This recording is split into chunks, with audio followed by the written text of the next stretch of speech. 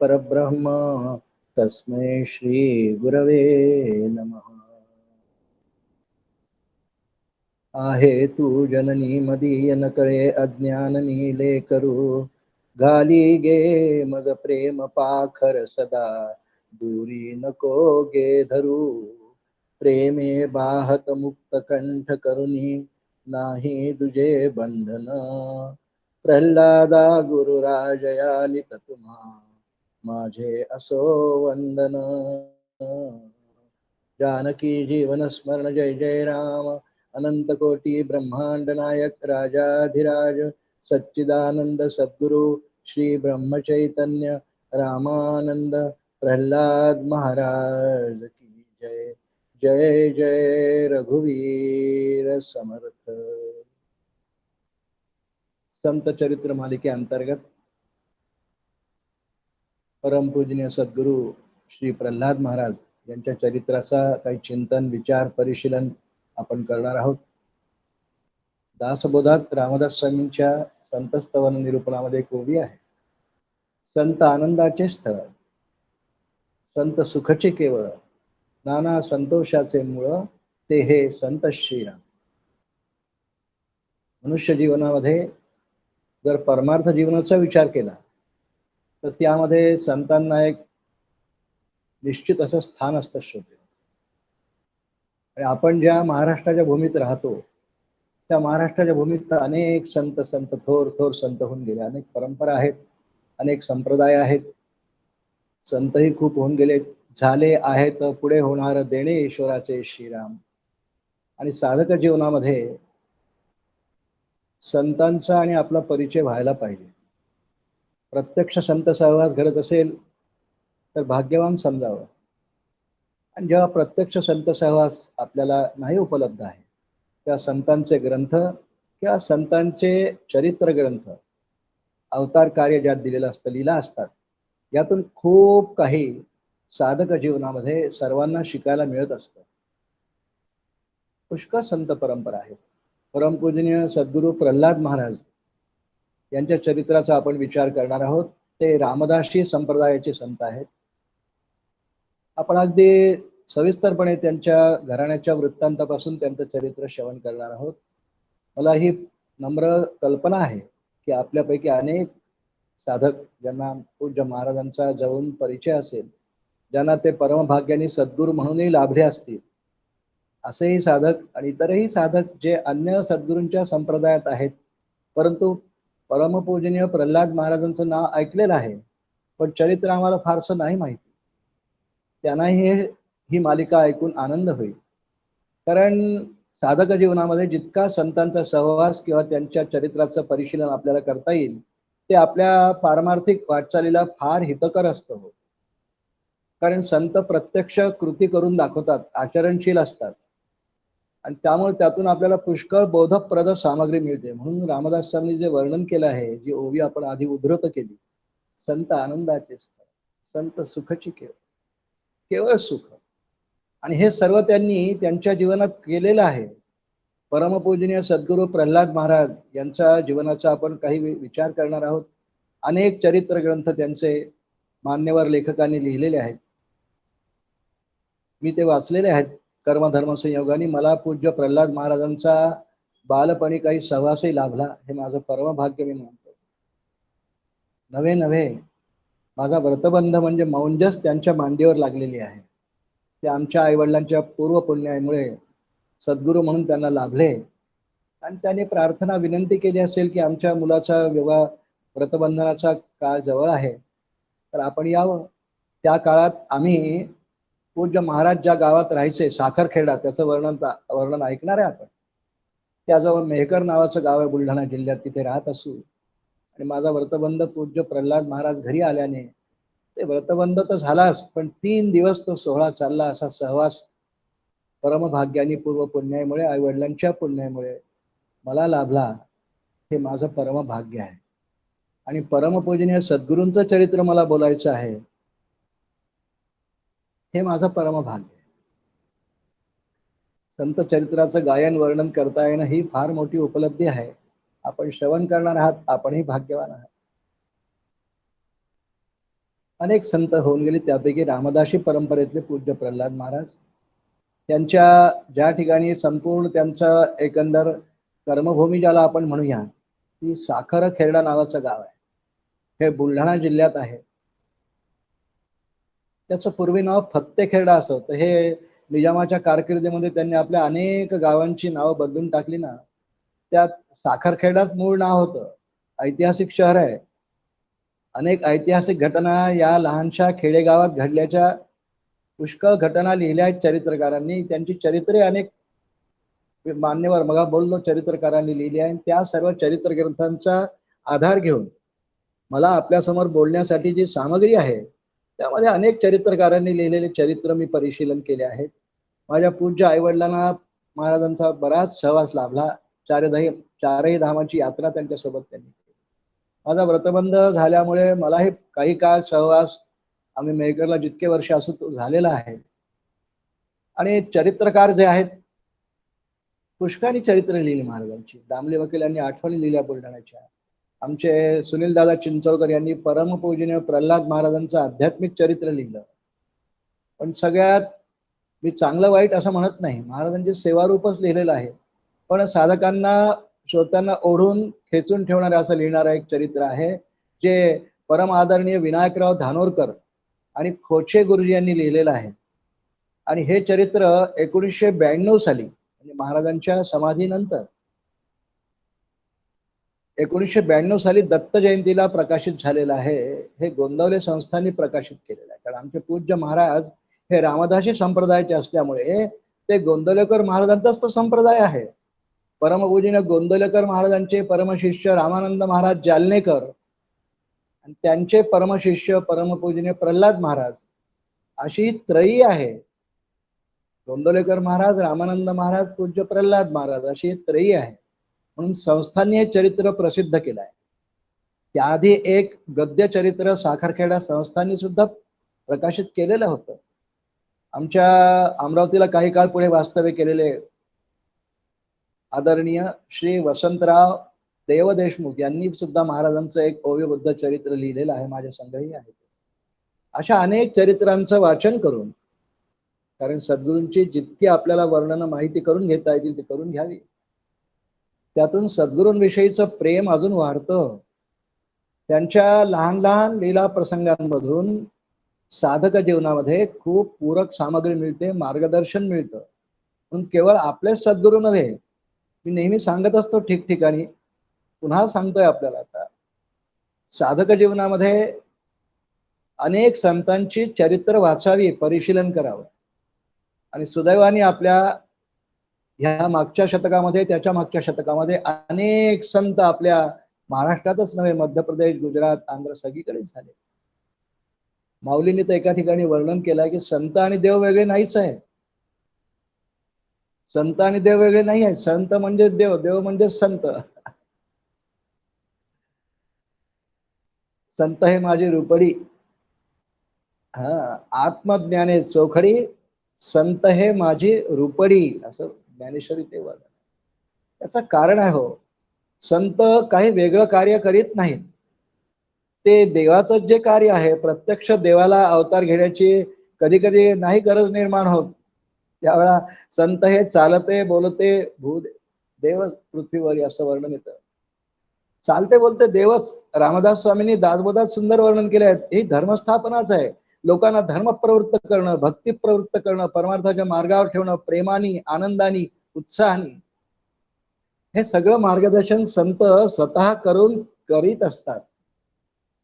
आणि त्यामुळे संत हे मार्गदर्शकच असतात परमार्थाच्या जीवनामध्ये. आणि त्यांची सगळी चरित्र ही आम्हाला मार्गदर्शक ठरतात. म्हणून आपण सद्गुरूंच्या कृपेने, प्रेरणेने, आशीर्वादाने त्यांचं चिंतन, त्यांच्या चरित्राचं चिंतन करण्याचं ठरवलेलं आहे. त्याला सद्गुरूंचा आशीर्वाद आहे, त्यांच्याचकडून प्रेरणा आहे. नाहीतर तेथ मी एक रंक वाचाळी करी, रामदास स्वामींनी म्हटल्याप्रमाणे आपली काय शक्ती आणि मर्यादा आहे. आपण सद्गुरूंचे यथार्थ वर्णन तर नाही करू शकत, परंतु जे इतर चरित्रकारांनी लिहिलंय त्यातून वाचून परिशीलन करून काही घडलेला सहवास, काही पूर्व पुण्यामुळे आई वडिलांकडनं ऐकलेले प्रत्यक्ष प्रसंग, कारण आमच्या आईवडिलांना परमपूजनीय सद्गुरू प्रल्हाद महाराजांचा बराच सहवास झाला. माझ्या पूज्य मातोश्रीने तर महाराजांच्या समोर किती वर्ष कीर्तन सेवा केली. त्या उत्तम कीर्तन करीत असत. हे त्यांच्याच पुण्याईचं बळ आमच्या पाठीशी आहे. त्यांनी महाराजांची जी निस्वार्थ बुद्धीने आमच्या आईने सेवा केली, आईवडिलांनी, त्याच पुण्याईचं काही फळ आमच्या पदरात पडलं. आणि म्हणून पूज्य महाराजांचं चरित्र वाणी रूपाने सर्वांसमोर बोलावं अशी प्रेरणा आणि योजना त्यांचीच असावी ही माझी नक्की श्रद्धा आहे. अनेक जणांना युट्यूबवर हा कार्यक्रम पुढे ऐकायला मिळेल. मी माझा एक परिचय आपल्याला आधी करून देतो, कारण वक्त्यांनी आपला परिचय तसा करून देऊ नये, पण मला तो करून देणं क्रमप्राप्त आहे. संप्रदायामधल्या म्हणजे परमपूजनीय सद्गुरू प्रल्हाद महाराजांच्या अनुग्रहित शिष्यांना ते माहिती आहे, पण इतरांना ही माहिती असावी म्हणून माझं काय मोठेपण नाही हो. मी पामरच आहे, चरणीची वाहन आहे तो बंज भाषेत म्हणजे. पण हे सगळं जे वाट्याला आलेलं आहे आमच्या तीर्थरूप सौभाग्यवती आईमुळे. आमच्या आईने महाराजांची सेवा तर केलीच, पुष्कळ कीर्तने केली, पण एक पूज्य प्रल्हाद महाराजांचा अष्टक तिच्याकडून महाराजांनीच निर्माण करून घेतला अनुग्रहानंतर. जे संप्रदायामध्ये नित्य म्हणण्याची प्रथा आहे त्याला ते पाठही आहे. त्यातला एक श्लोक आता मंगलाचरणाच्या निमित्ताने मी म्हटला आपल्या समोर. आहे तू जननी मदीय नकळे अज्ञान मीले करू, घाली गे मज प्रेम पाखर सदा, दूरी नको गे धरू, प्रेमे बाहत मुक्त कंठ करुनी, नाही तुझे बंधन, प्रल्हादा गुरुराजया दित तुम्हा माझे असो वंदन. 8 कडव्यांचा आहे. त्याची सुरुवात खेरडा नामक ग्राम त्यामध्ये अशी आहे. ते सगळ्या सांप्रदायिक लोकांना पाठ आहे. ते ठिकठिकाणी गावोगावी उपासना मंडळ जे आहेत त्यामध्ये म्हटल्या जातं. आणि जेव्हा लाखो माणसं आज जे अष्टक म्हणतात, पाठ म्हणतात, अगदी 3 वर्षाच्या मुलामुलींपासून म्हणतात, आमचा ऊर आनंदाने भरून येतो की आईने निष्कामतेने केलेल्या महाराजांच्या सेवेला हे फळ आला की तिथे केलेलं अष्टक आज अजरामर झालं. नव्हे ते ठिकठिकाणी म्हटल्या जातं. अनेकांना मुखोद्गतच आहे. रोज म्हणण्याचा परिपाठ आहे. सकाळ संध्याकाळ सगळे सांप्रदायिक उपासक ते म्हणत असतात. असतो पूज्य प्रल्हाद महाराजांच्या चरित्रात आपण प्रवेश करणार आहोत आज. मगाशी बोललो मी आपल्याला की लहानसं गाव साखरखेडा बुलढाणा जिल्ह्यात ही महाराजांची कर्मभूमी. ही जन्मभूमी त्यांची नाही. आता जन्मभूमीकडे आपण जाऊ थोड्या वेळाने. जवळच आहे साखरखेड्यापासून बेणी नावाचं गाव, त्याचं वर्णन येईल थोड्या वेळी चरित्रात. पण मुळात साखरखेडा हीच ऐतिहासिक भूमी, पुराण काळात त्याचे उल्लेख आहेत अशी भूमी. अनेक ऋषींचे आश्रम या परिसरात आजूबाजूला आहेत. साखरखेड्यापासून 3 मैल अंतरावर राताळी नावाचं गाव आहे, म्हणजे आजच्या भाषेत 5-6 किलोमीटर समजा. ह्या गावामध्ये आजही धौम्य ऋषींचा आश्रम पाहायला मिळतो. खुद्द साखरखेडा नगरीमध्ये 1000 वर्ष जुनी परंपरा असलेला शैव पंथाचे प्रसिद्ध महाराजांचा मठ साखरखेड्याच्या दक्षिण भागाला. साखरखेड्याचं जे पौराणिक महत्व आहे, या ठिकाणी या गावाचं मूळ नाव खेटकपूर, कारण खेटकासूर नावाचा एक दैत्य होता अशी पौराणिक कथा देवी भागवतात आहे. हा खेटकासूर उन्मत्त झाला आणि सगळे दैत्य उन्मत्तच होतात. म्हणून त्याचा परिहार करण्यासाठी, त्याला संपवण्यासाठी जगदंबेनी अवतार घेतला. आणि जगदंबेनी अवतार घेऊन या खेटकासुराचा वध या गावात केला, म्हणून गावाचं नाव खरं खेटकपूर असं पडलं. जुन्या ग्रंथांमध्ये, इतिहास ग्रंथांमध्ये या गावाचं नाव खेटकपूर असं आहे. आणि ह्या प्रसंगाची साक्ष म्हणून, पुराण ग्रंथातल्या ह्या प्रसंगाची साक्ष म्हणून साखरखेड्याच्या पूर्वेला एक जगदंबेचं मंदिर आहे, ही त्याची साक्ष आहे. संत कवी अमृतराय हे नाव आपण ऐकलं असेल. अमृतराय हेही साखरखेड्याचीच आहे. अशी ही अत्यंत पुण्य पावन भूमी. या ठिकाणी एक काळे घराणं बऱ्याच वर्षापासून वास्तव्याला होतं आणि हे महाराजांचं घराणं आहे. कारण महाराजांची एकंदर जी बिरुदावरी तेच लिहित असत, सही पण करत असत महाराज. प्रल्हाद मुकुंद काळे कंसात रामदासी, त्यांचं आडनाव तसं काळे आहे. संतांचं आडनाव नाव ह्याला फारसं मूल्य नसतंय.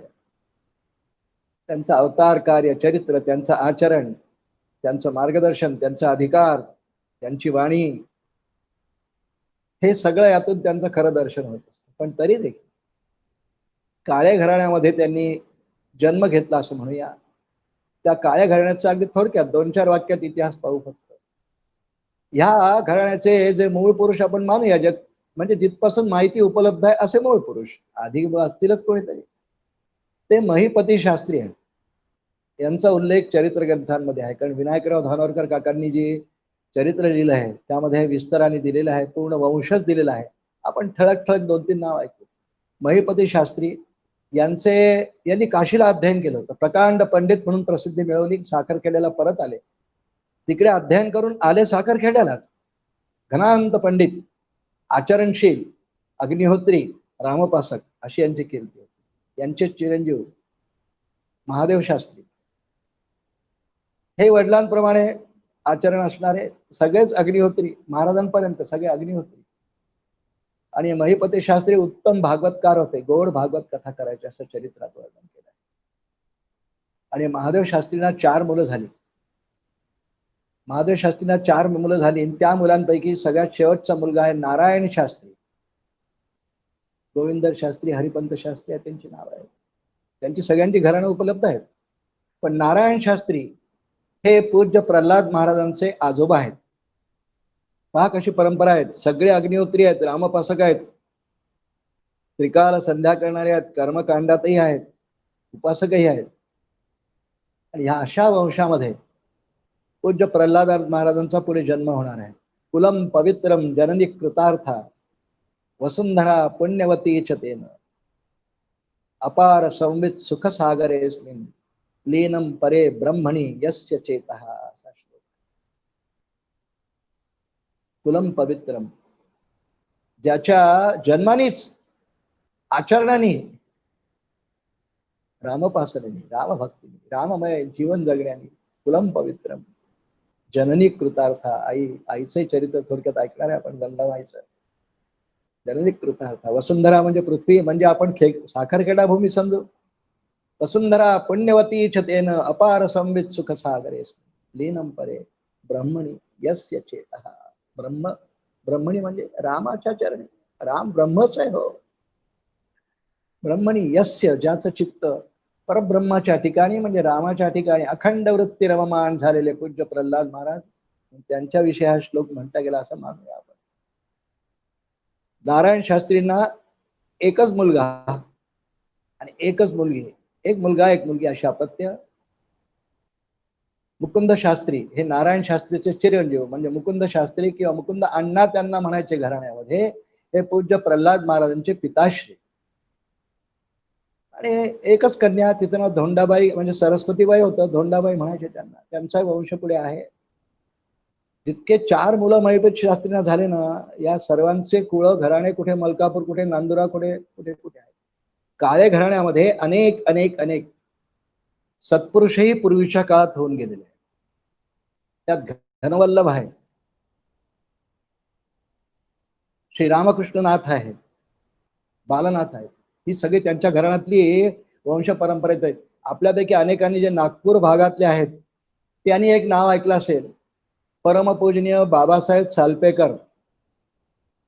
महाल विभागात त्यांचं जे घर वास्तव्याचं आहे, होतं नाही आहे, त्यांचे चिरंजीव आहेत अजूनही. त्याला देवघरच म्हणतात. हेही मुळात काळेच, पुढे दत्तक गेल्याने ते सालपेकर झाले. पण हे काळे घराण्यातले पूज्य महाराजांचा त्यांचा एकच कुळ आहे. असे पूज्य महाराजांच्या कुळामध्ये आधी सुद्धा अनेक संत, सत्पुरुष, अधिकारी, साधक झालेले आहेत. म्हणून महाराजांची जी आरती आहे, जय जय आरती करीतो तुझसी गुरुवर प्रल्हादा सांप्रदायिक आरती आहे.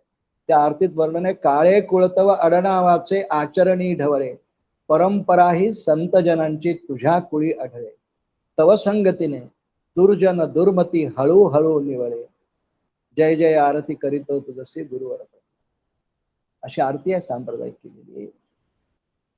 हा कुळामध्ये अनेक संत होऊन गेल्यामुळे ते वर्णन कवींनी केलेलं आहे. अनेक संत होऊन गेले. त्यापैकी मुकुंद शास्त्री हे पूज्य महाराजांचे पिताश्री आणि नारायण शास्त्री हे पूज्य महाराजांचे आजोबा. सगळं घराणं महिपती शास्त्री, महादेव शास्त्री, नारायण शास्त्री, मुकुंद शास्त्री, पूज्य प्रल्हाद महाराज, लख लख देव, लख लख कोणत्या दृष्टीने? उपासनेच्या दृष्टीने, भक्तीच्या दृष्टीने लख आहे. आचरण अत्यंत पवित्र. कुणीही कधी बोट दाखवू शकणार नाही की हे आचरण चुकलं किंवा अरे हे असं कसं वागतात, कधीच नाही. सगळे भगवत प्रेम अंतःकरणात धारण करणारे, भागवताविषयी अपार प्रेम आणि श्रद्धा असणारे. अग्निहोत्र घरी आहे आणि परंपरेने घरी वेदशाळा, वेद पाठशाळा सुद्धा आहे. परोपकारा करते आहे सगळं हे, की आपल्याला जे आहे, घनांत पंडित सगळे आहेत ना, वैदिक घराणं आहे.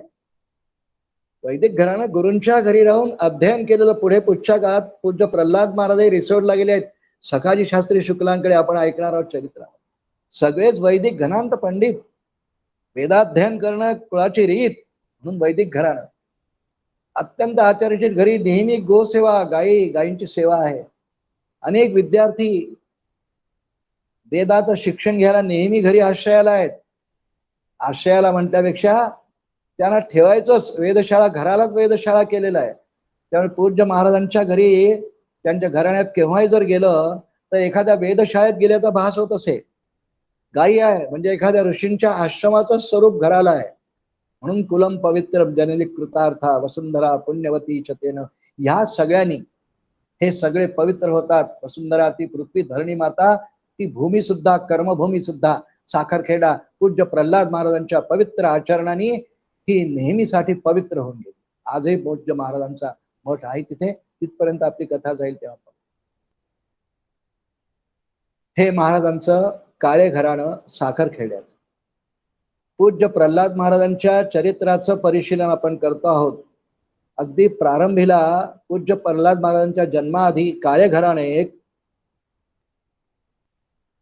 आणि एक किंबहुने घराणं, याही घराण्याचा आपल्याला काही वेळ विचार करावा लागतो, तो चरित्रकारांनी केलेला आहे. कारण दोन घराण्यांचा हा संयोग झाला, समसमा संयोग घडला आणि त्यातून पूज्य प्रल्हाद महाराजांसारखा एक संतरत्न सर्व जगाला मिळाला. थोडस आता किंबहुने घराण्याचा इतिहास पूर्ण म्हणून नव्हे, पण बघूया थोडक्यामध्ये. महाराजांचं जे आजोळ आहे, ज्या ठिकाणी पूज्य महाराजांचा जन्म झाला असं आपण म्हणूया, त्याविषयी थोडीशी माहिती करून घेऊ. कारण पूज्य प्रल्हाद महाराजांचं चरित्र आपण ऐकतो आहोत, त्यामुळे त्यांच्या आजोळचं म्हणजे आईच्या माहेरकडून त्यांच्यावर काय संस्कार आहेत, घराणं कसं आहे, असं दोनही कडून संस्कारित घराणं. आणि त्यामुळे पूज्य महाराजांचा आध्यात्मिक पिंड फार बालवयात तयार होत गेला. कारण त्यांच्या मातोश्री फार पवित्र कुळात जन्म घेतलेले आहेत. थोडीशी कथा ऐकू. त्यांच्या मातोश्रीच्या जन्माची सुद्धा कथा चरित्रकारांनी दिलेली आहे. उपलब्ध झाली म्हणून दिली, कागदपत्रानुसार ती उपलब्ध झाली. जुन्या काळी सगळे कागदपत्र वगैरे असायचे, आता तर कागदपत्र नाहीच. जे सगळं आहे ते हार्ड डिस्कवर, पण तेही चांगलं आहे. त्या निमित्तानं अनेक गोष्टी सुरक्षित राहतील. अजून पुढची प्रगतीची अवस्था आहे, चांगली गोष्ट आहे. पण अनेक कागदपत्रांवरून जे वर्णन झालेलं आहे, केलेलं आहे, चरित्र ग्रंथांमध्ये आलेलं आहे, त्याच्या आधारे मी आपल्याशी बोलतो आहे. दोन्ही सारखीच घराणी, दोन्ही भगवत भक्तीने रंगून गेलेली घराणी. किंबहुने घराण्याचा थोडासा इतिहास ऐकू. इतिहास म्हणल्यापेक्षा माहिती ऐकू. वामनराव किंबहुने नावाचे सद्गृहस्थ वेणी या गावात राहत असत. वामनराव किंबहुने हे सच्छील तर होतेच, घराणं सच्छील आहे. आणि इकडे थोडासा इतिहास लोणार बद्दल आपल्याला पाहायचा आहे. कारण महाराजांच्या जन्माच्या आधी त्यांच्या आईला जो आशीर्वाद मिळाला का साधूंचा, आणि सत्पुरुषाचा आशीर्वाद कधी अन्यथा होत नाही. आणि त्या सत्पुरुषांचं नाव आहे सच्चिदाश्रम स्वामी. संन्यासी होते, संन्यास घेतलेले होते आणि लोणारला साधना करण्याकरता आले होते. लोणार क्षेत्राचं त्यांनी महात्म्य गोदाखंड नावाचा एक ग्रंथ आहे आपल्याकडे, त्यामध्ये वाचलं होतं. शिवाय त्यांचे सद्गुरू म्हणजे ज्यांच्याकडून त्यांनी योगाची दीक्षा घेतली, अधिकारी होते योगातले, त्यांचा अधिकार जाणून आळंदीचे नृसिंह सरस्वती स्वामी महाराज यांनी सच्चिदाश्रम स्वामींना योग दीक्षा दिली असं वर्णन. आणि त्यानंतर आपल्या गुरूंच्या आज्ञेने त्यांनी सांगितलं तुला शिकवली, आता तू साधना कर. पण गुरूंनी काही साधनं दिल्यानंतर साधना करणं हे साधकाचं काम असतं. उच्च प्रतीचे साधक आहेत, संन्यास घेतलेले आहेत, त्यांना सांगितलं आता तुला साधना करायची आहे, स्थानही तूच निवड. त्यांनी कर्मधर्म संयोगाने गोदाखंडात लोणार क्षेत्राची, त्याचं नाव खरं लवणार क्षेत्र आहे, अपभ्रंश लोणार झालाय. कारण लवणासुराचा भगवान श्री विष्णूंनी वध केला, पायाच्या अंगठ्याने त्याला मारला, असं वर्णन आहे पुराण ग्रंथांमध्ये. पायाच्या अंगठ्याने मारला. मग त्यांच्या पायाला थोडी बाधा झाली, धूळ लागली, त्याचं शरीर लागलं, म्हणून त्या अंगठ्याला पवित्र करण्यासाठी ब्रह्मदेवानी गंगा आणली, त्यांचं चरणक्षालन केलं. ब्रह्मदेवांनी विष्णूंचं चरणक्षालन केलं आणि ही पौराणिक आख्यायिका आहे. आणि त्यामुळे ते सरोवर निर्माण झालंय लोणारला. आपल्यापैकी जर कुणी गेले असाल तर त्यामागची पौराणिक कथा अशी आहे. आणि ही कथा ते अत्यंत पवित्र असं क्षेत्र मानलंय, त्यासाठी लोणार क्षेत्र आहे. कारण त्या ठिकाणी एक खूप मोठं खाऱ्या पाण्याचं सरोवर आहे, त्याची निर्मिती अशी आहे. भगवंतांचं चरणरज लागलेली अशी ती. लवणासुराचा वध म्हणून लवणार, पुढे अपभ्रंश लोणार, त्या ठिकाणी सच्चिदाश्रम स्वामी हे साधना करण्याकरता आले. त्यांना फार ते स्थान आवडलं. त्या ठिकाणी एक दुर्गम पहाडामधून 15-20 फूट उंचीवरून एक नेहमीसाठी प्रपात पडतो, त्याला धार म्हणतात, लोणारची धार त्या भागात प्रसिद्धच आहे. 12ही महिने पडते. उन्हाळ्यात थोडी त्याची धार क्षीण होते, कमी होते, धो धो धो धो धो धो ती पडते. त्याविषयी अनेक कथा आख्यायिका आहेत, त्या काही आपल्याला बघायच्या नाही. पण आमच्या सच्चिदाश्रम स्वामींना त्या धारेमुळे ते तीर्थक्षेत्र खूप आवडलं. त्यांना ते वर्णनही वाचलं होतं, प्रत्यक्ष साधनेत रममाण झाले. त्यांची दिनचर्या पुढे चरित्रकारांनी खूप दिल्या. त्रिकाल स्नान करावं धारेचं, एकांतात गुहेमध्ये राहून योग साधनेचा अभ्यास करावा, कारण योग दीक्षा घेतली आहे त्यांनी.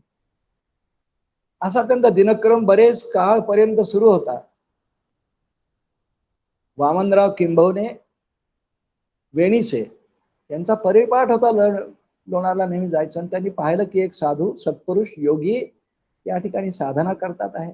दर्शनाला गेले एकदा, त्यांच्या दर्शनाची वेळ वगैरे विचारून दर्शन घेतलं, आनंद वाटला. फार तेजस्वी साधनेचं तेज येतच होतं. साधनेचा प्रकार कोणताही असो, जो साधक काही साधना करतो ना वैयक्तिक, त्या साधनेच्या परिणाम म्हणून त्याच्या वाणीवर, चेहऱ्यावर, हालचालींवर, बोलण्यावर, वागण्यावर काही तेज येत असतं. आणि ते तर योग साधना करीत होते, आपल्या गुरूंच्या आशीर्वादाने करीत होते. गुरु प्रणित मार्गाने साधना असेल तर फार लवकर तेज येतं, यशाने ते करीत होते.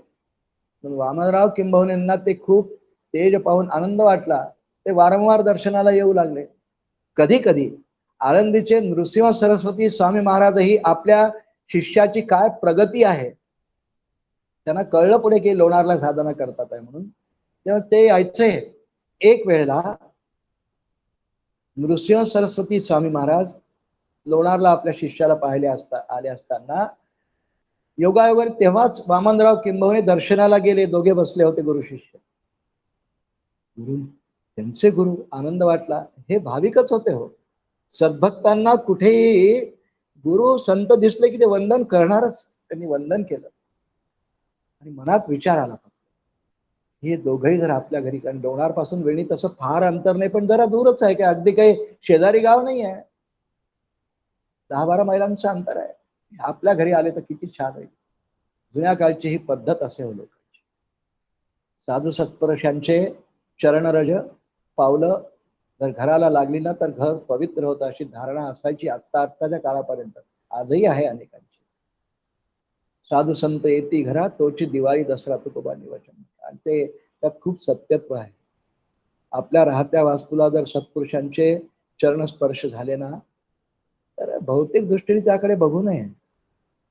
संतांचा अधिकारच फार असतो. नुसतं घरात पाऊल ठेवलं, स्पर्श झाला ना तरी खूप मोठा परिणाम दीर्घकालीन होत असतो. लगेच नाही होणार की आज घरी संत आले उद्या लॉटरीला गेला. हा व्यावहारिक लाभ एक वेळ होणारही नाही होणार एखाद्या वेळेला, पण पारमार्थिक लाभ नक्की होतो.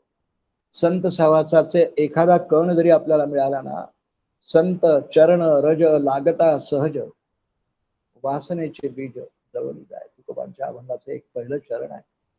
म्हणून संत सहवास, संतांचं घरी आगमन हे, मी असं नाही म्हणत की आज कोणाला याचं महत्व नाही, पण ज्या प्रमाणात ते पूर्वीच्या काळी होतं त्या प्रमाणात असतो. कालाय तस्मै नमः काही गोष्टी असतात, कोणाला नावं ठेवण्याचा हेतू नाही आहे, पण ज्या काळात ही कथा घडती आहे 100 वर्षापूर्वीचा काळ होऊन गेलेला आहे जास्तच. पण पूज्य महाराजांचा जन्म आता येईल 1893चा आहे, त्या आधीची कथा आहे. 125 वर्षाच्या आधीचा काळ आहे. महाराष्ट्रातली घटना आहे. महाराष्ट्र काय, आंध्र काय, कर्नाटक काय, गुजरात काय, मध्य प्रदेश काय, भारताच्या सगळ्याच प्रांतामध्ये ही अशीच भूमिका सगळ्यांची असे की संत घरी आले पाहिजे. वामनराव किंबहुनींना वाटलं तर आपल्या घरी यांचं आगमन झाल्याने खूप चांगलं वाटेल. बोलून दाखवली इच्छा मनात, महाराज आपण उभयतांनी आमच्या घरी यावं असं वाटतं, याल का आपण? थोडं संकोच वाटत होता. इतके मोठे अधिकारी साधू येतील का? पुन्हा गावातही नाही, परगावी यायचं आहे. पण संतांच्या अंतःकरणात एक वेगळी भूमिका असते हो. त्या अंतःकरणातला भाव ओळखतात. वामनराव किंबहुनीच्या अंतःकरणातला भाव उभयतांनी चटकन ओळखला. म्हणाले हो आम्ही येऊ ना, उद्याच उदयिक येऊ. खूप आनंद झाला वामनराव किंबहुन्यांना. ते घरी परत आले, सगळा वृत्तांत आपल्या धर्मपत्नींना सांगितला. आनंद वाटला खूप. गृहस्थाश्रमी आहे, कुटुंबवत्सल आहेत. घराण्यामध्ये पांडुरंगाची मूर्ती आहे वामनराव किंबहुनींच्या, ती परंपरेने प्राप्त झालेली आहे. यांचे आजोबा अनंत शास्त्री किंबहुने त्यांचं नाव आहे चरित्रामध्ये. अनंत शास्त्री किंबहुने धर्मशील, आचरणशील वारकरी होते. नित्य नियमाने आषाढीच्या वारीला जाण्याचा नियम होता. अनेक वर्ष त्यांनी वारी केली. अनंत शास्त्रींबद्दल थोडक्यात बोलतोय आपण, चरित्रात आहे ते. कारण किंबहुने घराणं कसं धर्मशील वृत्तीचं आहे, आचरणशील वृत्तीचं आहे, परमेश्वरावर किती श्रद्धा ठेवणार आहे, हे आपल्या सर्वांना जाणून घ्यायचं आहे, कळवून घ्यायचं आहे. त्या घराण्याविषयी अजून आदर वाढतो. वामन शास्त्री पंढरपूरची यात्रा करायचे दरवर्षी. वृद्धापकाळ आला, वारीला जायला निघाले. एक वर्ष आषाढी यात्रेचे काही ठराविक नियम असतात की इतके दिवस आधी निघायचं. ज्या प्रांतातून ती वारी जाते त्याप्रमाणे साधारण किती दिवस लागतील त्याप्रमाणे त्या सगळ्या दिंड्या पालख्या निघतात. तसे वेणी गावातली काही माणसं ग्रामस्थ, काही अजून पंचक्रोशीतली माणसं आणि वामन शास्त्री निघाले. 1-2 गाव ओलांडली. आमराईमध्ये मुक्काम. उन्हाळ्यात निघावं लागतं, कारण आषाढी म्हणजे जुलै साधारण असतो. आषाढ एकादशीच्यात पोचायचं, उन्हात निघावं लागतं, 1-1.5 महिना लागतो. आणि आमराईमध्ये सगळी ही माणसं वारकरी मंडळी म्हणूया आपण, विठ्ठल विठ्ठल पांडुरंग पांडुरंग गजर करत करत दिंड्या पताका तुळशीसह वर्तमान निघालेले आमराईत थांबले. भोजन झाले, विश्रांती घेतात आहे. आमचे वामन शास्त्री किंबहुने थोडे वृद्धापकाळाकडे झोपले. बाकी तरुणही काही होते, स्त्रिया मुलंही होते. त्यांचा उत्साह अमाप होता. काही पहिल्यांदा आलेले, काही वर्षानुवर्ष वारी केलेले. वामन शास्त्रींची वारी बरेच वर्ष झालेली आहे, पण जरा वृद्धापकाळ, पाय दुखणं वगैरे आहे, झोपले. निद्रेत जाण्याआधी मनात विचार आला, यंदा जास्तच थकवा वाटतोय. पांडुरंगा पंढरपूर पर्यंत घेऊन जा रे बाबा. झोपले. जाणं होईल की नाही मनात थोडा किंतु वाटला. निद्रा लागली, झोप लागली त्यांना. दुपारच्या वेळेतही भोजन झालं होतं, कारण वय झालेलं आहे. झोपले आणि झोपेत स्वप्न दृष्टांत झाला. शास्त्री बाबा काय पंढरपूरला यायचा आग्रह कशाला करतात? घरीच पंढरपूरची वारी समजा, आषाढीचा उत्सव करत जा दरवर्षी, आणि मी तुमच्या घरी येतो ना. बघा देव आणि भक्त यांचं नातं कसं. अगदी असाच हुबेहूब प्रसंग तुकोबारायांच्या चरित्रामध्ये आहे. आपल्याला नाही बोलायचं तर आता तिथे पांडुरंगाची मूर्ती अशी स्वप्नदृष्टांतरी आहे. सारखं असतात तो संतांची काही चरित्र, काही खूप सारखेपणा असतो. वामन शास्त्रींना स्वप्नदृष्टांत झाला की मी तुझ्या घरी येतो, कशाला पंढरपूरचे कष्ट घेतोय? खडबडून जागे झाले हो. आमराईत झोपलेले आम्रवृक्षाखाली खडबडून जागे झाले. दुपारी स्वप्न आणि सहज उठल्यावर पाहिलं पागोटे बांधायचे जुने लोक हो. त्या भागामध्ये साखरखेडा हे गाव महाराष्ट्र आणि मराठवाडा या दोन प्रांतांच्या अगदी सीमारेषेवर म्हणजे बॉर्डरवर आहे. अजूनही त्या सगळ्या भागामध्ये डोक्याला पटका म्हणतात त्याला, फेटा नाही, पटका बांधायची, फार पगडी नाही, पटका बांधायची अजूनही पुष्कळ प्रथा आहे. हे तर 125-30 वर्षापूर्वीच आपण पाहतोय. म्हणून मुंडाश त्याला म्हणायचे. उशाला ते घेतलं होतं. आता जमिनीवर झोपायचं काहीतरी उपरणं टाकून मग उशाला काय घ्यायचं, मुंडास म्हणून ते पागोटा घेतलं होतं. ते घेतलं हातात, खडबडून जागे झाले. हे काय आश्चर्य हो. देव जेव्हा कृपावंत होतो ना, स्वप्न दृष्टांतांनी आधी त्यांना सूचना दिली. परमात्मा पांडुरंग त्या ठिकाणी प्रगट झाला. पितळेची पांडुरंग रुक्मिणीची मूर्ती मिळाली. पांडुरंगाची मूर्ती मिळाली. ती पाहिली, कुठून आली मूर्ती.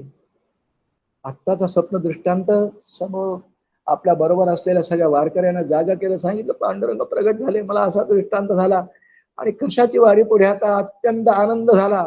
त्यांच्या बरोबर जे वारीला निघाले ते सगळे, वार्ता ग्रामात गेली त्या जवळच्या, ते वेणीतले सगळे एकत्र आले आणि ती मूर्ती मिरवत मिरवत मिरवत मिरवत श्रोते हो सगळ्यांनी वेणीला आणली. पांडुरंगाची आज्ञा म्हणून ती घरी प्राण प्रतिष्ठित केली.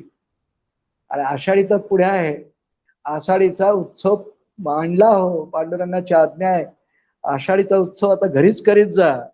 आणि त्याच वर्षीपासून किंबहुने घराण्यामध्ये विठ्ठल रुक्माईचं मंदिरही झालं आणि आषाढीचा उत्सव घरीच करण्याची प्रथा सुरू झाली. वारी तीच वारी, कीर्तन भजन हरिपाठ सगळा, मृदंग भगवान नाम, असा हरिनाममय सप्ताह आधीच सुरू झाला. 1 महिना आधी आनंदी आनंद सगळीकडे. विठ्ठल रुक्माई मंदिर स्थापन झालं. कालांतराने अनंत शास्त्रींचा निर्याण झालं. त्यांचे सुपुत्र जनार्दन शास्त्री, त्यांनी वडिलांची परंपरा अक्षुण्ण चालवली, आषाढीची परंपरा चालवली. आषाढीचा उत्सव घरीच करायचे. आणि तीच परंपरा आमचे वामन शास्त्री किंबहुने यांनी चालवलेली आहे. आता दोन्ही उभयता नृसिंह सरस्वती स्वामी आणि सच्चिदाश्रम स्वामींना सांगितलं की उद्या घरी या, ते येणार आहेत. घरी विठ्ठल रुक्माईचं मंदिर आहे, अग्निहोत्र आहे, भागवताची उपासना आहे, पिढजात वंशजात आहे. ज्याचे वंशी कुळधर्म राम सेवा, त्याचे वंशी जन्म देगा देवा, अशी मागणं सगळे मागतात ना. अगदी तशीच कुळधर्म रामसेवा विठ्ठल सेवा किंबहुने घराण्यामध्ये आहे. काळ्या घराण्यामध्ये रामसेवा आहे. आता विठ्ठल आणि राम यांचं ऐक्य घडणारा दृष्टांत आणि प्रसंग आता या चरित्रात घडणार आहे. ती दोन्ही सत्पुरुष यथासमय कबूल केल्याप्रमाणे वामन शास्त्री किंबहुनींच्या घरी द्वितीय दिवशी दुसऱ्या दिवशी आले. वाद्यपूजा केली, मंडल पूजा केली, भोजन झाली, संत घरी आले. काय घरामध्ये आनंदाचं वातावरण असेल, कल्पना करा. घरातल्या सगळ्यांना आनंद आनंद. भोजन झाली, दुपारची वेळ. आता निरोप घ्यायचा आणि जायचं, क्षेमकुशल विचारलं पाहिजे. म्हणून आळंदीच्या नृसिंह सरस्वती स्वामी महाराजांनी वामनरावांना विचारलं, वामनराव छान झाला आदरातिथ्य, आणि घर काय हो, गुरुकुल असते, सगळं आचरणशील, सगळं पाहायला, व्यवहार पाहिला, पांडुरंगाची मूर्ती पाहिली, आनंद वाटला, काय घराणं आहे. वामनराव किती अपत्य आहेत तुम्हाला. वामनरावांनी नम्रपणे सांगितलं, महाराज भगवंतांच्या कृपेने 5 कन्या आहेत आणि 1 मुलगा आहे. वा वा, छान. गोकुळच होतं, अगदी गोकुळासारखं होतं सगळं, किती आनंदी आनंद असलेलं. अच्छा, होय महाराज. 3 मुलींचे विवाह झाले आहेत, 4थी आता लग्नाची आहे, लग्न करायचं आहे. 5 वर्ष वय बरं का. पण तत्कालीन प्रथा आहे तशी. काय नाव आहेत आपल्या मुलींची, कन्यांची? अहिल्या, काशी, पहा कशी नाव आहेत. घराणंच तसं आहे ना हो, आचरणशील. अहिल्या, काशी, भागीरथी, गंगा, मंदाकिनी. वा. आणि 1 पुत्र आहे. महाराज पांडुरंगाच्या कृपेने जे काय असेल ते पांडुरंगाच्या कृपेने बरं का. कारण मूर्ती घरी आहे, उपासना सुरू आहे.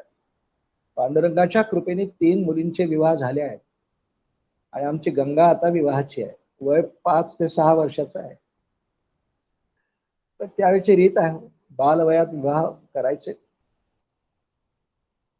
आणि नृसिंह सरस्वती स्वामींनी म्हटलं, कुठे आहे तुमची गंगा? आणि पूर्वी असे काही संकेत होते हो, काही पाहुणे मोठी माणसं त्यात पुरुष मंडळी जर बोलत असतील तर घरामधल्या स्त्रिया आणि मुली सहभागी होत नसत. अशा मर्यादा जुन्या काळी पाळत होते. गंगे, आवाज दिला वामन शास्त्री. गंगा दुडू दुडू दुडू चालत धावत आली. परकर पोलका असा वेश असेल, काही जुन्या काळातली वेशभूषा आपण आठवा. अत्यंत बाळबोध घराणं, सुसंस्कारित घराणं, तिच्यावरही संस्कार सगळे. विठ्ठल रुक्मिणीच्या सेवेत त्या मुलीही सहभागी होत होत्या. गंगा धावत धावत आली, वडिलांच्या मांडीवर बसली आणि आळंदीच्या नृसिंह सरस्वती स्वामींनी 5 वर्षाच्या 6 वर्षाच्या गंगेला आपल्या मांडीवर घेतलं. पूज्य प्रल्हाद महाराजांच्या जन्माचं बीज इथे आहे. शुद्ध बीजापोटी फळे रसाळ गोमटी. आणि संतांचा आशीर्वाद, आळंदीचे नरसिंह सरस्वती स्वामी महाराज अत्यंत थोर अधिकारी पुरुष दत्त संप्रदायाचे. आजही त्यांचा मठ आळंदीला आहे. वेद पाठशाळा आम्ही 2दा त्या ठिकाणी गेलो आहे दर्शनाला. आणि त्या ठिकाणी वेद पाठशाळेत अनेक विद्यार्थी ते निशुल्क वेदाध्ययन करतात. ये बा, मांडीवर घेतली तिला. एकच वाक्य तिला म्हणाले, बाळ. म्हणजे आमच्या चरित्रकारांनी लिहिलं आहे तेच वाक्य म्हणतंय, बाळ, हा सगळा संसार असार आहे, यात अजिबात मन गुंतू देऊ नकोस. बस एकच वाक्य. हा संपूर्ण परमार्थशास्त्राचं बीज, संपूर्ण प्रपंच असार आहे. तिच्या वयात तिला काही कळलं नाही, पण काही मोठी माणसं तिथे बसले, तिचे वडील आई पण ऐकत असतील, पडद्यामागून ऐकत असतील. संतांचा उपदेश असा असतो, लहानसा असतं, मितले रसाळ बोल, एवढेशे असतात. सहज बोलणे इतकं असतं. बाळ, प्रपंच असार आहे, त्यात फार लक्ष ठेवू नकोस. त्या गंगेच्या निमित्ताने नृसिंह सरस्वती स्वामी महाराजांनी आपणा सर्वांना साधकांना केलेला उपदेश आहे. आणि जर तेही करायचं असेल, समजा प्रपंच प्रारब्धवशात आपल्याला मिळाला असेल, पात्याला आला असेल, तर तो कसा करावा हे ब्रह्मचैतन्य महाराजांकडून शिकावं. नामात रंगुनिया व्यवहारी सर्व भोग सेवावे. नामात रंगुनिया व्यवहारी सर्व भोग सेवावे, हाच सुबोध गुरूंचा नामा परते नसे. नामात रंगुनिया असा प्रपंच करावा. असार आहे, पण भगवंतांच्या स्मरणात केला तर तोच उद्धाराला कारण होतो. किती लहानशी शिकवण आहे. बाळ, यात बिलकुल लक्ष ठेवू नको. तिला काय कळलं नसेल,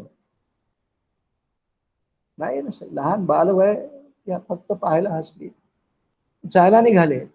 पण काहीतरी प्रसाद दिला पाहिजे यांना, आपण आलो याची स्मृती म्हणून. म्हणून नृसिंह सरस्वती स्वामी महाराजांनी आपल्या पायातल्या खडावा त्या गंगेच्या हातात दिल्या. तिला काय कळतंय, 5-6 वर्षाची मुलगी, हातात त्यांनी दिलेल्या आपले चरण पादुका, त्या खडावा लाकडीच होत्या. तिने त्यांच्याकडे पाहिलं, मी काय करू याचं?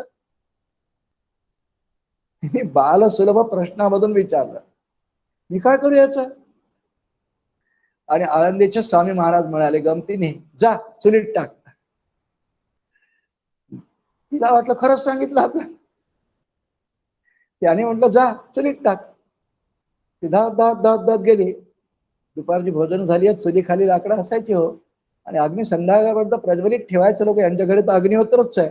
तिने जाऊन चुलीत टाकून दिल्या करत. त्या अर्धवट जळल्या, भाजल्या पाडू. वामन शास्त्री लगेच उठले, तिच्या मागे मागे धावत धावत गेले. त्या अर्धवट जळालेल्या पादुका वामन शास्त्रींनी काढून घेतल्या आणि प्रसाद म्हणून उराशी धरल्या.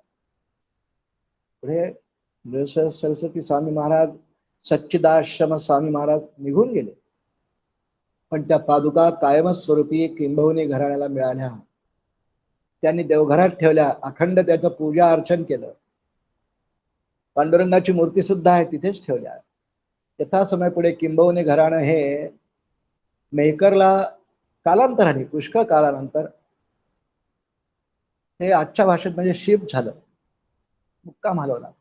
म्हणून त्या पादुका आणि ती विठ्ठल रुक्माईची मूर्ती पुढच्या काळामध्ये मेहकरला आली. विठ्ठल रुक्माईचं मंदिर स्थापन झालं.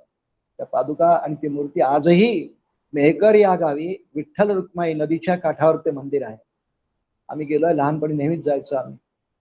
त्या ठिकाणी त्या मूर्ती आजही विराजमान आहेत. त्या पादुका पण त्या ठिकाणी ठेवल्या गेलेल्या आहे. प्रसाद आहे संतांनी दिलेला. पण त्यांनी सांगितलेली जी शिकवण ती गंगेच्या चित्तावर इतक्या कोरली गेली. मुली प्रपंच असार आहे, यावर त्यात फार लक्ष ठेवू नको. प्रसंग होऊन गेला. पुढे गंगेच्या विवाहाची चर्चा व्हायला लागली आणि ज्याप्रमाणे अनेक घराण्यांची कीर्ती दिगंतात पसरतेच हो. काळे घराण्याची कीर्ती आमच्या वामन शास्त्रीच्या कानावर आली आणि काळे घराण्यामध्ये नारायण शास्त्रींचा मुलगा मुकुंद हा विवाहयोग्य आहे. 17-18 वर्षाचं वय झालं असेल. विवाहयोग्य, अत्यंत आचरणशील आहे, अग्निहोत्री आहे, घरी वेधशाळा आहे. एकंदर घराण्याची सगळी माहिती काढली वामन शास्त्रींनी आणि मुकुंद शास्त्री आणि गंगा यांचा विवाह ठरला आणि पुढे तो संपन्नही झाला. मुकुंदांना म्हणजे काळ्या घराण्यातले आणि गंगा माय म्हणू आपण, ती गंगा लहान छोटीशी, पुढे पूज्य प्रल्हाद महाराजांच्या पोटी जन्म घेणार आहेत म्हणून गंगा माय यांचा विवाह वेणी ग्रामामध्ये विठ्ठल रुक्माईच्या मंदिरात त्या साक्षीने संपन्न झाला. विवाहानंतर गंगामाय मग साखर खेड्याला आल्या. मुकुंद शास्त्री आणि गंगामाय यांचा यथासमय प्रपंच म्हणूया त्याला गृहस्थाश्रम सुरू झाला. गृहस्थाश्रम काय, त्यांच्या गृहस्थाश्रमाचं वर्णन करावं. त्यांच्या घराण्यात सगळे गृहस्थाश्रमीच आहेत, कुटुंबवत्सल आहेत, पण भक्ती त्याचा अधिष्ठान आहे. देवाचं अधिष्ठान आहे. त्यांचा प्रपंच आहे. गृहस्थाश्रम त्यांनी केलेला आहे, पण अत्यंत आदर्श गृहस्थाश्रम केला. मुकुंद शास्त्री स्वतः फार मोठे घनपाठी आहेत. घरी वेधशाळा आहेत. अजून नारायण शास्त्री आहेत, ते वेधशाळा आहे. त्यामुळे घरात सगळं वेदमय वातावरण आहे. विद्यार्थी आहेत, त्या विद्यार्थ्यांना लागणारी एकंदर सगळी व्यवस्था मुकुंद शास्त्रींकडे. एकुलते एक चिरंजीव आहेत. त्या काळात काही भोजनासाठी ताट वापरत नसत, पत्रावळी. तर मुकुंद शास्त्रींनी पळसाची पानं तोडून आणावी, पत्रावळी तयार कराव्या, दर्भ आणावे, फुलं आणावे, समिधा आणाव्या, कारण होमही रोज करायला लागायचं, अग्निहोत्र आहे. हे सगळं मुकुंद शास्त्री अत्यंत कर्तबगार पुरुष यांना त्यांनी करू लागले. घरी गोसेवा आहे, गोशाळा आहे, गायी आहे, गोधन आहे, त्यांची सेवा करायची, दूध दुप्त पोचवायचं, ही सेवा, गोसेवा, वेदसेवा, यज्ञसेवा, हे सगळं आचरण रामदास स्वामींनी दासबोधात पुढे वर्णन केलंय. धन्य धन्य हा गृहस्थाश्रम, सकलांमध्ये उत्तमोत्तम, परंतु पाहिजे सधर्म, परंतु पाहिजे सधर्म. ते जर असेल तर तो धन्य धन्य हा गृहस्थाश्रम आहे. परंतु पाहिजे सधर्म आणि भूतदया श्रीराम पाहिजे, आणि ते सगळं मुकुंद शास्त्रींकडे आहे. प्रेम आणि आनंदाने करतात. संसार हळूहळू भरायला लागला. आमच्या गंगामाईला पहिल्यांदा 2 अपत्य झाली. सगळ्यात पहिल्यांदा जे झाले वासुदेव शास्त्री, त्यांच्या पोटी जन्माला आले. कारण मुकुंद शास्त्रींना पुढे जे 4 पुत्र झाले, त्यापैकी वासुदेव शास्त्री, दुसरे गोपाळ शास्त्री, तृतीय आपले प्रल्हाद महाराज, आणि चौथे पुरुषोत्तम बुवा म्हणायचं आम्ही त्यांना, पुरुषोत्तम शास्त्री किंवा, असे 4 सुपुत्र मुकुंद शास्त्री. त्यापैकी वासुदेव शास्त्री बाबाजी यांचा जन्म वेणीचाच. तिसऱ्यांदा गंगामाय गरोदर राहिल्या. पितामह नारायण शास्त्री थोडे थकलेले आहेत, म्हणजे महाराजांचे पितामह. त्यामुळे त्यांनी विचार केला की आपल्याकडून आता ही बाळणपणाची काही कष्ट दगदग होणार नाही. जुन्या काळ आहे, असते बाळणपण आता खेड्याला व्हायला पाहिजे, साखर खेड्याला. पण त्यांनी व्याह्यांना पत्र लिहिलं, विनंती केली की आमच्याकडून, काशीबाई त्यांचं नाव, नारायण शास्त्री काशीबाई, की आमचं कुटुंब ठकलाय आता, त्यांच्याकडनंही आता दगदग होणार नाही, तर आपण या. तिसऱ्यांदा गंगाबाई गरोदर आहेत, आपण त्यांना घेऊन जा आणि माहेरी बाळंतपण करावं अशी विनंती आहे. ती मान्य केली वामन शास्त्रींनी. आणि 7व्या महिन्यामध्ये वामन शास्त्री किंबहुने गंगामाईला बाळंतपणासाठी न्यायला आले. सगळे त्याचे उपचार विधी वगैरे सगळे झाले. गंगामाईला वेणीला नेताना लोणार मार्गे नेलं साखर खेड्यावर. त्या ठिकाणी सच्चिदाश्रम स्वामींचं दर्शन करवलं. गंगामाईची एक मनात इच्छा होती. लोणारला सखाराम महाराज विद्यमान होते, त्यांचे मला दर्शन बाबा करवून द्या. अत्यंत आपल्या मुलीवर प्रेम करणारे, गंगेवर प्रेम करणारे वामन शास्त्री तिला सखाराम महाराजांकडे लोणीला सुद्धा घेऊन गेले. लोणी लोणार जवळ गाव बरं का.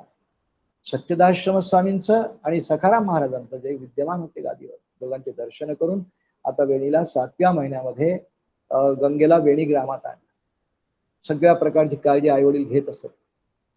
गंगामाईचे या काळातलं जीवन पूर्ण धर्ममय वृत्तीचं आहे.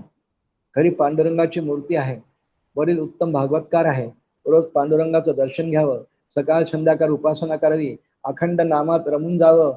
7वा 8वा महिना दर्शन साधू संतांची झालेली आहेत. 2 पुत्र आहेत, ते आता साखरखेड्याला राहिलेले आहेत. वासुदेव शास्त्री, गोपाळ शास्त्री हे 2 मोठे ते घरी ठेवलेले आहेत. आणि बाळणपणासाठी गंगामाय आता माहेरी आलेले आहेत. 7वा महिना संपला, 8वा लागला आणि गंगामाईने एक दिवस आपल्या वडिलांना म्हटलं, वामन शास्त्री बाबा, तुम्ही सगळ्या जगाला गोड कृष्ण कथा सांगता, मला एकटीला कथा सांगा ना, मला कृष्ण कथा ऐकायची फार इच्छा आहे. भागवत सांगा ना मला एकटीला. खूप आनंद झाला. भागवत ज्याला मुखात असेल ना, त्याला इतरांना ते सांगताना नेहमी आनंदच होत असतोय. कारण त्याचा तो आनंद नसतोय, त्याच्या अंतःकरणात असलेल्या कृष्णाचा तो आनंद व्यक्त होतो. खूप आनंद वाटला अनंत शास्त्रींना, वामन शास्त्रींना. होय बा, श्रीमद भागवत ऐकण्याची इच्छा होणंच हेच तर परम भाग्याचं लक्षण आहे. इच्छा इच्छा झाल्यानंतर प्रत्यक्ष एखाद्याच्या मुखामधून त्यातल्या त्यात आचरणशील वक्ता असेल तर फार श्रवणाची बहार येते, पुण्य कामात येतं. आणि या वामन शास्त्रींबद्दल, आचरणाबद्दल काय बोलावं, अत्यंत पवित्र असं घराणं. होय बा, तुला कथा ऐकायची आणि कृष्णाची भागवत ऐकायचं, मी ऐकवीन तुला. विठ्ठल रुक्माई समोर, विठ्ठल रुक्मिणींच्या साक्षीने वामन शास्त्रींनी गंगामायला एकटीला, फक्त ती एकच श्रोता, बाकी घरातली माणसं आपापल्या कामात, किंवा भागवत कथा ऐकवली, असतात सप्ताह ऐकवला. अत्यंत आनंदाने गंगामाईचं अंतःकरण भरून गेलं. म्हणून पुढच्या काळात पूज्य प्रल्हाद महाराजांच्या जीवनात रामभक्त असूनही भागवत कथा का आली, त्यांनी का सांगितली, ती बीज रूपाने धारण केली आधी गंगामाईने. शुद्ध बीजापोटी फळे रसाळ दोमटी. म्हणून एक उत्तम प्रतीतले रामभक्त असलेले पूज्य प्रल्हाद महाराज नवे राममयच झालेले. पूज्य सद्गुरु प्रल्हाद महाराज भागवत कथा फार गोड सांगायचे. मला प्रत्यक्ष कधी ऐकायचा योग आला नाही, पण ज्यांनी प्रत्यक्ष ऐकले आहे ते सांगायचे, महाराज भक्ती अंगाने फार सुरेख रंगवून, त्यांच्या अंतःकरणात भक्ती सोडून दुसरं नाहीच, दुसरं काय बोलणार. सगळं शांत रसाने परिप्लुत अशी महाराजांची कथा असे आमच्या आई वडिलांनी ऐकली आहे. आणि अजूनही पूज्य महाराजांची प्रत्यक्ष भागवत कथा ऐकलेले अनेक अनेक साधक शिष्य महाराजांच्या संप्रदायातले उपलब्ध आहेत, गावोगावी आहेत उपलब्ध. महाराजांची वाणी त्यांच्या कानात गुंजते अजूनही. कसा सुंदर कथा करायचे. ज्या भक्ताची तीव्र इच्छा असेल त्याच्याकरिता अवश्य करायचे. खेड्यातला असेल तरी, अगदी लहानशा गावातला असेल तरी, तुझी तळमळ आहे ना, वाकदला केलाय, सोनाटीला केलाय, रिसोडला केलाय, मेहकरला केलाय, अशा चरित्रकारांनी उल्लेख केलाय कुठे कुठे महाराजांनी कथा केल्या. सर्रास मोठे व्यावसायिक भागवतकार नाही ते. असो, फार काही विषयांतर करू नये, पण महाराज पुढे गोड भागवत कथा सांगत होते. त्याचं बीज गंगामाईनी त्यांच्या गरोदरपणाच्या काळामध्ये आपल्या पूज्य पिताश्रींकडून, जे अत्यंत आचरणशील आहेत, उत्तम वक्ते आहेत, अधिकारी आहेत, साधक आहेत, भागवत कथा त्यांच्या अंतःकरणात पूर्ण रक्तात भिनलेली आहे, जगतात आहे, अशांकडून त्यांना ते 8व्या महिन्यात कथा ऐकायला मिळाली. श्रोते हो, यथासमये पूज्य प्रल्हाद महाराजांच्या जन्माची वेळ जवळच चालली. गंगामाईचे दिवस भरत चालले. नित्यनियम परिपाठ त्यांचा जो आहे तो आहे. सकाळ संध्याकाळ दुपारच्या आरतीच्या वेळा भोजन आरती म्हणतात त्याला. जेव्हा महानैवेद्य भगवंतांना पांडुरंगाला रुक्मिणी होत असेल त्यावेळेला दर्शनाला जाऊन तिथे आरती घेणे हा त्यांचा परिपाठ असे. आजही गंगामाय सकाळपासून जरा लगबगीत होत्या. वामन शास्त्री पूजा करतात आहे, पूजा झाली, इकडे नैवेद्य तयार झाला, महाप्रसादाची वेळ आली, वामन शास्त्री आता नैवेद्य करणार, इतक्या गंगामाय दर्शनाला आलेल्या लगबगीने घरात निघून गेल्या. वामन शास्त्रींच्या एकंदर लक्षात आलं प्रकरण, कारण दिवस पूर्ण भरलेले आहेत. गलका झाला, आरती त्यांनी भरभर ओरकून घेतली, त्याच्यात बाधा नको म्हणून. आणि गंगामायला प्रसूती वेदनेनंतर भर माध्याने दुपारी 12:25 इंग्रजी तारीख आहे श्रोते हो, 16 फेब्रुवारी 1893 गुरुवार. आणि आज आपलं चिंतन आपण करतोय, आजही गुरुवारच आहे. माघ अमावस्या तिथी आहे, माघ अमावस्या तिथी आहे. आणि पूज्य प्रल्हाद महाराजांचा गंगामाईच्या पोटी माघ अमावस्येला वेणी ग्रामामध्ये माध्यान्ह समयी जन्म झाला श्रोते. एक ज्ञानसूर्य त्या निमित्ताने गंगामाईच्या पोटी जन्माला आला. हे असं अलौकिक चरित्र. पुढे हळूहळू ते आता आपल्या साखरखेड्याला जातील, परंतु असा पुढे विधी होता की 12व्या दिवशीच बारसं करावं. ती गोड बातमी साखरखेड्याला कळवण्यात आली की पुत्र झाला. साखरखेड्याची माणसं 12व्या दिवशी आली, पण तोपर्यंत वामन शास्त्रींनी गावात साखर पानं वाटली, ती रीत होती. जातक कर्म केलं, अनेक ब्राह्मणांना दक्षिणा दिली. सुखरूप आहेत बाळंतीण. बाळ चांगलं गोंडस, लोभस, हसतमुख. महाराजांच्या चरित्रात वर्णन आहे बालपणीच्या प्रसंगांमध्ये. पुढच्या चिंतनात आपण ऐकू, कधीही रडले नाही, नेहमी हसतमुख, प्रसन्नमुख. म्हणजे त्यांचं रडणं विकत घ्यायला लागायचं.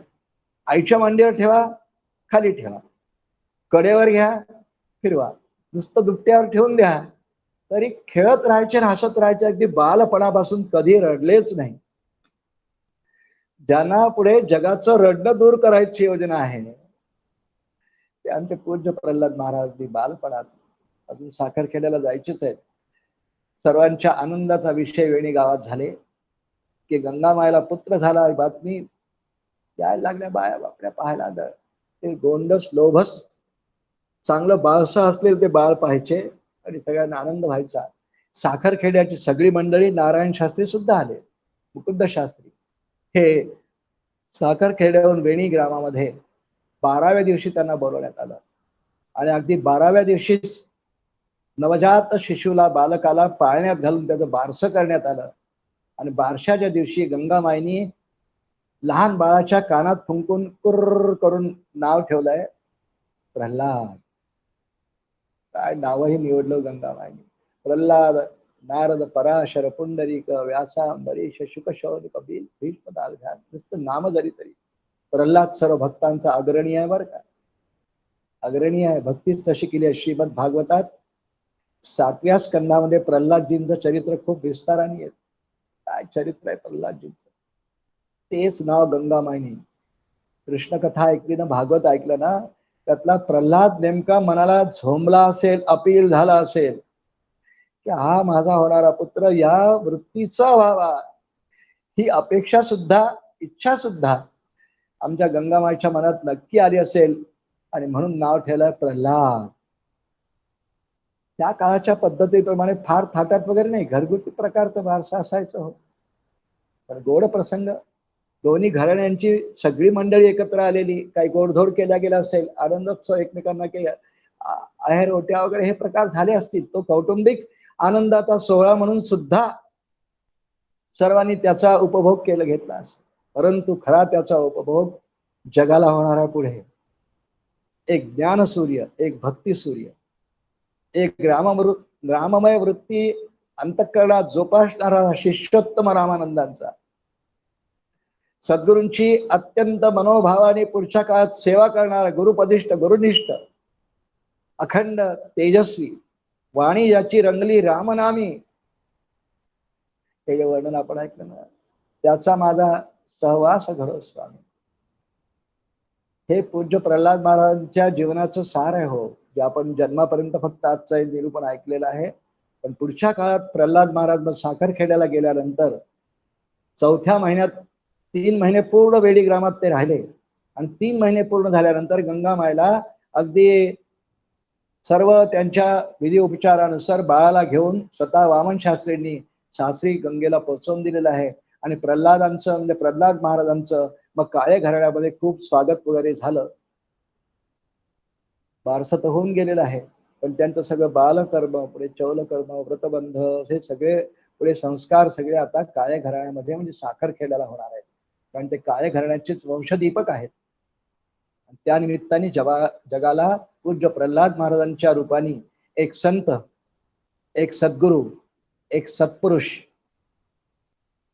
ह्या रूपाने फार मोठा लाभ झालेला आहे. श्रोते हो, संत चरित्रमाला या प्रवचन मालिकेअंतर्गत आपण पूज्य प्रल्हाद महाराज रामदासी साखरखेडा आणि माझ्या परमभाग्याने माझे पूज्य सद्गुरू प्रल्हाद महाराज त्यांचं चरित्र आपण काही परिशीलन करण्याचा प्रयत्न करत आहेत. उपलब्ध माहितीच्या अनुषंगाने मी बोलत असल्यामुळे त्याला पुष्कळ मर्यादा आहेत. आणि जी उपलब्ध माहिती मला ज्या ग्रंथांमधून मिळाली त्यापेक्षाही खूप जास्त माहिती माझे काही ज्येष्ठ गुरुबंधू सगळी नामं घेत नाहीत, त्यांच्याजवळ खूप जास्त माहिती असण्याची शक्यता आहे. पण एक दोन नावं मला घ्यायची आहेत. वंदनीय विनायक काका धानोरकर, माझे परमस्नेही, माझ्यावर प्रेम करणारे, श्री रामदासजी आचार्य जालना, कैलासजी गेद्दोडिया धुळे, ही सगळी जी माणसं आहेत महाराजांना प्रेम करणारी तर आहेतच, पण यांच्याजवळ महाराजांच्या आठवणींचे खूप संग्रह खूप आहेत. मी उपलब्ध चरित्र ग्रंथांच्या आधारे बोलत असल्यामुळे त्याला मर्यादा आहेत, पण या लोकांना महाराजांचा खूप सहवास घडला असल्यामुळे सेवाही त्यांनी खूप केली आणि त्यामुळे त्यांच्याजवळ अजूनही खूप जास्ती माहिती संग्रह असण्याची शक्यता आहे. आमचे रामदास आचार्य पूज्य प्रल्हाद महाराजांचं संगीतमय प्रल्हाद महाराज चरित्र कितीतरी दिवस 7-7, 8-8 दिवस सांगतात. मी ऐकलंय साखरखेड्यात. या मालिकेच्या निमित्ताने कदाचित ही मालिकेतलं पुष्प त्यांच्या कानावर कधी जाईल म्हणून या सर्व ज्येष्ठ श्रेष्ठ व्यक्तींना, उपासकांना मी वंदन करतो. आणि आजचं हे चरित्र पुष्प या मालिकेतलं पहिलं हे परमपूजनीय सद्गुरू प्रल्हाद महाराज यांच्याच चरणी समर्पण करतो. या ठिकाणी थांबतो. याच्या पुढचं चरित्र पुढच्या पुष्पामध्ये आपण ऐकूया. जय जय रघुवीर समर्थ अनंत कोटी ब्रह्मांड नायक राजाधिराज सच्चिदानंद सद्गुरु श्री ब्रह्मचैतन्य रामानंद प्रल्हाद महाराज की जय. जय जय रघुवीर समर्थ.